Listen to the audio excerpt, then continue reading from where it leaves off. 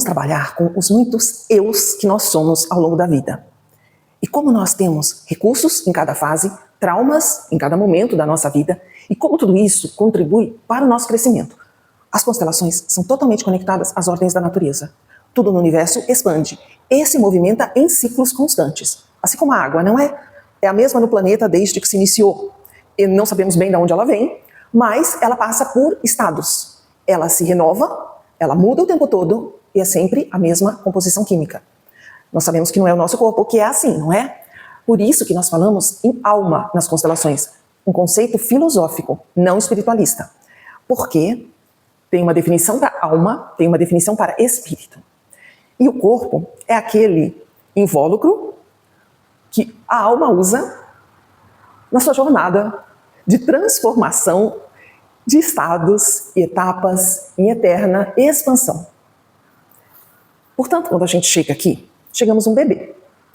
A gota de água chegou da chuva. A gente olha para o céu e vê a nuvem.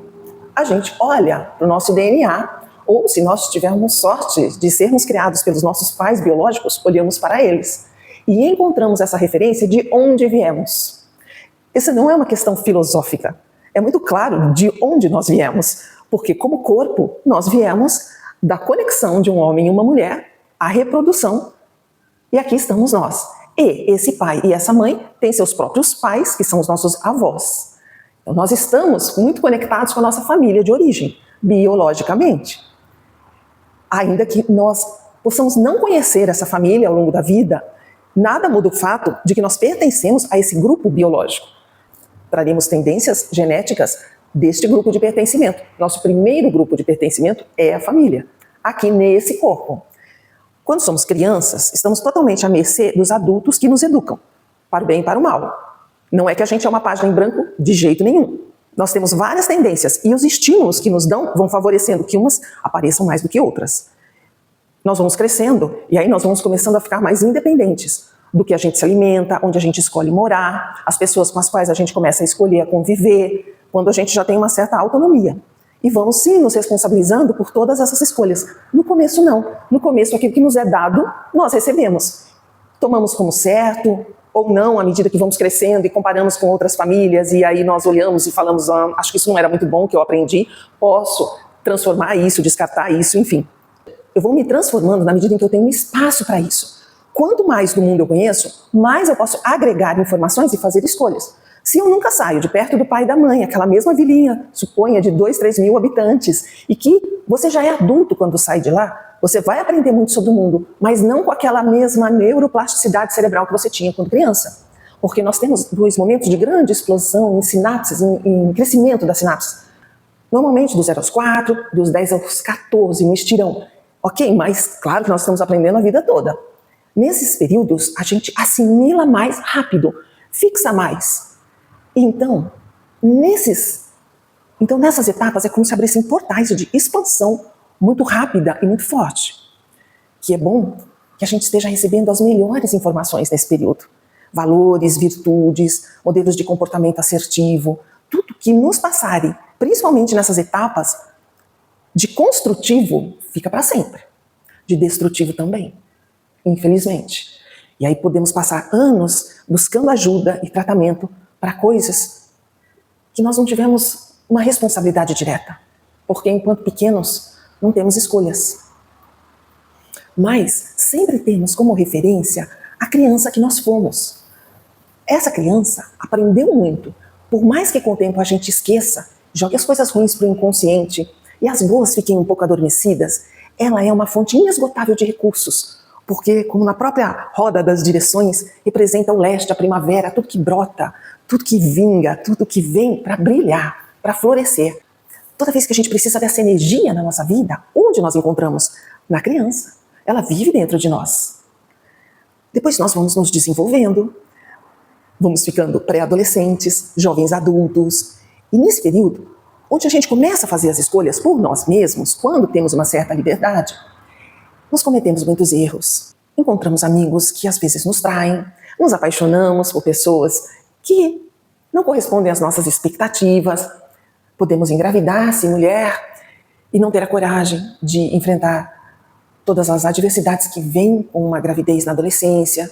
Podemos ter tido a situação de fazer um aborto. Homens também. Aqui eu dou o exemplo de mulher porque tem mais sentido para mim falar com o público feminino, porque é onde eu tenho mais experiência de caso. Mas não é diferente para um homem. Ele pode ter tido também uma adolescência complicada, com amigos, com drogas, com experiências das quais ele se arrepende depois. E nós não temos que ficar nos julgando, nos sabotando, porque o sabotador, ele é o maior perpetrador de si mesmo. Ele não precisa de inimigo, ele mesmo destrói a própria vida. Quando ele se julga em demasiado, quando ele acredita que realmente ele teve responsabilidade por tudo que aconteceu na infância dele, de ruim, e todas as escolhas que ele fez na adolescência, que não são bem escolhas, porque nós ainda estamos agindo de formas muito impulsivas, com explosões hormonais o tempo todo. Não é que a gente não vá compensar danos de todas essas más escolhas que a gente fez. A vida traz oportunidade para que a gente compense. Nós não precisamos ir atrás. Basta a gente ter consciência que naturalmente vem situações onde a gente pode fazer as pazes conosco mesmo, das escolhas ruins que nós fizemos em determinadas etapas da nossa vida. E vamos amadurecendo. Da nossa adolescência, quais recursos nós guardamos? A coragem, a ousadia, até uma certa dose de impulsividade que é necessária para que a gente possa se jogar em algumas situações que precisa ser mais arrojado. Então a nossa adolescência também ainda representa a primavera, mas a flor já desabrochando, em períodos de reprodução. Então vem os interesses, as escolhas dos namorados, dos encontros sexuais. E que bom que isso aconteça numa idade mais ou menos madura de corpo e de consciência, para que as escolhas não sejam muito ruins, que a gente não se arrependa muito depois das coisas que nós fizemos enquanto jovens. Mas é normal que a gente acerte e erre, porque assim a gente aprende das duas formas, com sucesso e com fracasso. O fracasso nos leva a persistir e o sucesso a celebrar. Ambos ajudam. Aí chegamos aqui na idade mais adulta, o verão, o momento em que tudo é viçoso, brilha, é o sol, a pino, e nós ali, ralando o suor do dia a dia. Mas é muito bom, porque se tudo nos dão de mão beijada, nós não sabemos o custo e o valor das coisas. E quando a gente consegue isso por nós mesmos, nossa sensação de vitória é muito grande, de conquista, do custo de persistir, fracassar e ter sucesso. Isso ninguém pode nos tirar. Portanto, essas fases da nossa vida são cruciais. Para que recursos? Força, coragem, interesse, disciplina, motivação, foco.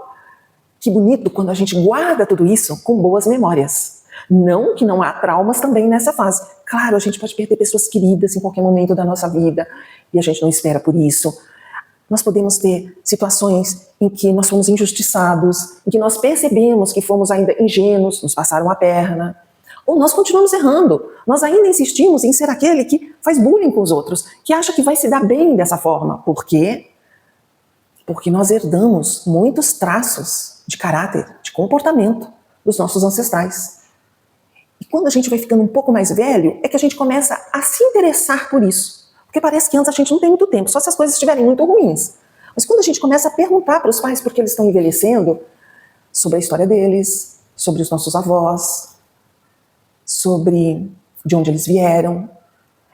Esse é um momento delicado porque às vezes os pais não sabem muitas informações, então eles fazem recortes. Ah, seu avô era aquele cara pilantra que roubou 1 quilômetro do terreno do vizinho. Ou, ai, sua avó era tão sofrida. Ou romantizam. Ai, sua bisavó foi uma índia laçada e teve 12 filhos com seu bisavô. Como se isso fosse bonito, sem imaginar o que essa índia passou. E que muito dessa tristeza, dessa mágoa, pode estar dentro da gente, a gente nem sabe. Então, quando as pessoas vão nos contando as histórias, elas vêm com uma dose de romantismo, de interpretação, e são meio tendenciosas às vezes. A melhor coisa é ir in loco. Se temos avós, perguntar para eles, tios, perguntar qual é a opinião deles sobre aquele avô, bisavô, não para julgar ninguém de forma alguma, isso não tem sentido nem a nós mesmos, que dirá quem já passou por essa terra em períodos muito mais conflituosos talvez do que hoje, e sobreviveram e passaram a vida adiante, mas para saber que recursos nós temos dentro de nós, que traumas sistêmicos nós ainda carregamos, que de vez em quando dão seus sinais e nós precisamos estar alertas para não cair no mesmo erro, porque tudo está em eterna expansão e transformação, nós também. Nós estamos sempre a serviço desse sistema de pertencimento familiar, primeiro, porque é deles que herdamos tudo. E também aquilo que vamos transformar e evoluir para continuar o processo de expansão. Portanto, se nós sabemos que os nossos ancestrais vieram da África, por exemplo, e numa condição muito triste de escravidão, como não ir a esse país de onde saíram esses bisavós, tataravós? Como não conhecer os que lá ficaram? Porque tem memórias de todo esse período lá, sim. E quando a gente pisa nesse lugar de onde saíram nossos ancestrais em sofrimento, é como se a gente estivesse pisando num território sagrado, como um cemitério. O que nós vamos buscar lá? Com muito respeito. Só estando lá para saber. E às vezes a gente se surpreende. Às vezes nos contaram que os nossos avós espanhóis eram muito bravos, não quiseram nem aprender a nossa língua, porque eram muito rígidos e se fecharam em grupos e tiveram que vir aqui porque não tinham escolha nos momentos lá de conflitos da Espanha, do começo do século. Aí um dia você vai para a Espanha com essa ideia e se surpreende, porque se você for de coração aberto, alma livre, todo aquele campo que aqueles ancestrais viveram lá se abre para você. E aí de repente você tem a surpresa de descobrir que o seu melhor lado, seu lado mais amoroso, mais cheio de vida, tem tudo a ver com aquele lugar. Não é para você ficar lá, apenas se você quiser, mas é para você ir resgatar aquele amor que também havia lá. Para que a gente não fique com o recorte de tudo que veio dali foi ruim. Não. Para que a gente não fique no trauma da separação, na sensação de ser um despatriado. Não. Há coisas maravilhosas na nossa ancestralidade. E é nossa. Na idade adulta, também podemos ter a oportunidade de constituir a nossa própria família. Ter um parceiro, ter filhos. E todos esses começam a fazer parte de um outro núcleo familiar. A família de origem veio antes, hierarquicamente. No tempo, esses vieram depois. Mas são escolhas da nossa vida mais madura. Portanto, claro que eles ganham, vamos dizer assim, importância em relação à família de origem. Não tem como dividir, como às vezes falam para a criança, você gosta mais do pai ou da mãe. Não tem como dividir. Não tem como dizer, você gosta mais dos seus pais do que do seu esposo e dos seus filhos. Não teria nem lógica. Porque a sua responsabilidade, seu amor, aquilo que você desenvolveu por si mesmo, está na família atual e não na de origem. Então nós não invertemos os papéis. Para os nossos pais também, quando os filhos crescem, eles têm tempo de se voltar de novo para eles mesmos. Que bom, porque isso são pais de sucesso, aqueles que transformaram os filhos em independentes, autônomos e responsáveis, fazendo suas próprias escolhas ao longo da vida. Para eles, sucesso é ver os filhos bem encaminhados, não colados a eles, não escolhendo eles. Seguimos adiante. Soltamos os nossos filhos. Ensinamos também esses filhos de criança a respeitar os 4 avós. Não fazemos alienação parental, mesmo que nos separemos do pai dessa criança, dizendo, olha, minha família é melhor que a dele, ou com medo desse homem conquistar essa criança. Isolamos, criamos dificuldades, desqualificamos tudo que vem de lá. Essa criança, sistemicamente, tem muito mais a ver com a família paterna do que com a materna. É como se nós estivéssemos deixando eles órfãos, de compreender e vivenciar toda a história deles. Porque quando a gente tem a sorte de conhecer os avós, esses recursos estão ali para a gente ver quando a gente é mais maduro.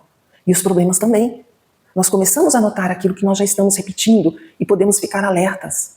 Mas, se isso nos é tirado, nós ficamos aleijados na vida. E depois vamos envelhecendo. Vemos os filhos crescerem, já passamos por isso, sabemos como foi difícil para os nossos pais talvez nos criarem e nos tornarem independentes. Nós passaríamos o mesmo. E se não foi bem resolvido aqui, provavelmente esse problema se repete aqui.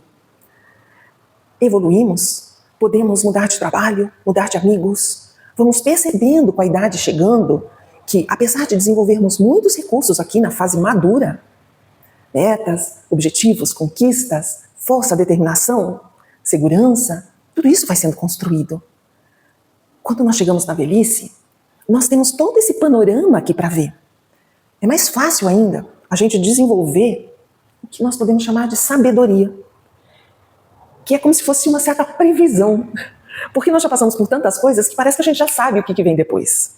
É como se um filme que a gente já tivesse assistido. Ah, eu já vi isso. Ah, isso eu já vi também. Ó, já até sei o que vai dar.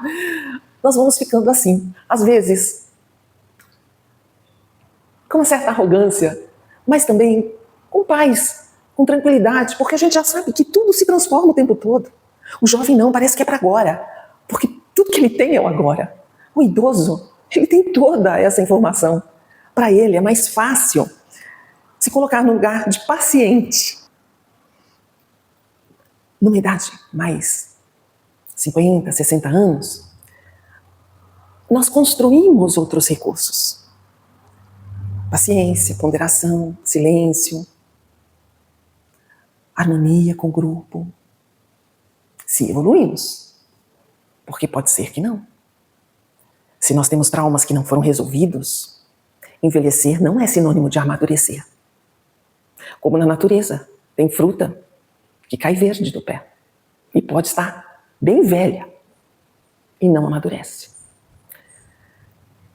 Nós esperamos que a gente não chegue assim na nossa velhice. E aqui, nossos 70, 80 anos, com sorte, que recursos nós desenvolvemos nesse período? No que nós nos transformamos ao longo das várias etapas da nossa vida? Talvez também tenhamos traumas nesses momentos da vida. De alguma doença que se manifeste, das perdas das pessoas queridas, que é um momento em que todos vão indo. E se nós vamos ficando, a solidão é um preço que se paga. Ou não, ou podemos estar sempre em transformação. Temos tanto a contribuir para todas as gerações mais novas. Quando já não precisamos provar nada para ninguém, nem conquistar muitas coisas, porque o essencial a gente já fez e tem para viver com dignidade. E chegaríamos sim na fase do morto, porque aqui é o ancião, o tempo do outono, as folhas caindo, e o inverno, onde tudo se retrai e contém, como se fosse uma incubadora para gerar mais energia ali para frente. Quando nós falamos em constelação familiar, nós não estamos falando da psicologia humana, nós estamos falando da alma humana, no sentido filosófico. Essa que segue seu caminho, sua jornada, se transformando o tempo todo. O corpo, ele voltou para a Terra, mas essa alma, ela é livre. E tão mais livre ela será, quanto mais tenha evoluído, se transformado, se preenchido de recursos ao longo da vida. E curado seus próprios traumas e muitos traumas ancestrais que esperavam que um descendente tivesse outras oportunidades, outros momentos para curar isso. Como no exemplo da África, se havia uma escravidão, uma dor muito grande dessa separação abrupta. Que ferida é essa que nós podemos curar depois de umas 3 gerações? Talvez olhar para os povos diferentes com aceitação. Talvez você se torne até um professor das crianças desses povos diferentes e possa mostrar para ela que tudo isso já passou e elas possam crescer junto com você, porque talvez dentro do núcleo delas elas ainda não tenham essa oportunidade de se transformar. Quem sabe? E esse universo dos mortos, é onde nós encontramos toda a ancestralidade, tudo que já existiu nesse planeta. Aqui é a infinidade de recursos. Nós não sabemos da jornada da alma.